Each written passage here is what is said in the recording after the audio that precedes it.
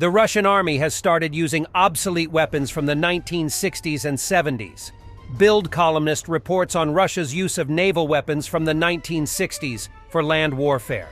They publish shots that show that the Russians have installed the RBU-6000 naval rocket launcher, which is designed to fight submarines with depth bombs and is usually mounted on ships on the platform of the MTLB floating armored personnel carrier. The other shot shows the MTLB equipped with the Ogon shipborne flamethrowing system, while the third photo shows the two M3 universal ship gun. Also, Russian troops massively use obsolete Soviet howitzers, and to upgrade them, they unscrew barrels from equipment in warehouses. Analyzing satellite images of the 94th Artillery Arsenal in Omsk, OSINT came to the conclusion that the Russian army is actively removing barrels from old Soviet self-propelled guns Pantsir-S. Previously, the Russian publics proudly reported about a 1930s machine gun cart, 1940s tanks, and a hybrid of a Moto-Liga, MTLB armored personnel carrier, with a ship's cannon. The equipment of the world's Second Army is becoming more and more archaic. These weapons are extremely inaccurate and not long-range. Their deployment is due to the Russian Federation's arms shortage. Russia lost a huge amount of its modern military equipment during the war. Russian military equipment cannot compete with Western-type equipment. But nevertheless, these old weapons kill. And the more inaccurate and unguided it is, the more threat it poses to civilians. So we see that the technical resources of the Russian army are being depleted.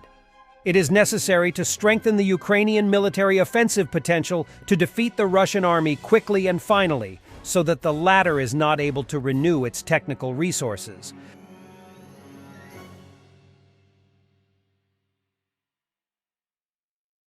A Ukrainian military showed his system for protecting home from unwanted guests in a combat zone. Так, вертаюсь додому, покажу вам систему, так як живу один. Як то кажуть, моя сигналізація на війні, да? Для того, щоб ніхто чужий з мене в дом не зайшов, у мене тут все забито на маленький гвоздик. Ось його, майже не видно. Тому його треба убрати, без нього ви двері не відкриєте. Точніше, як відкриєте, але це буде одноразова акція. Убираємо гвоздик. Аккуратненько открываем двери. А тут вот такой сюрприз. Поправляем, убираем шнурочек. И до следующего выхода из дома. Пользуйтесь.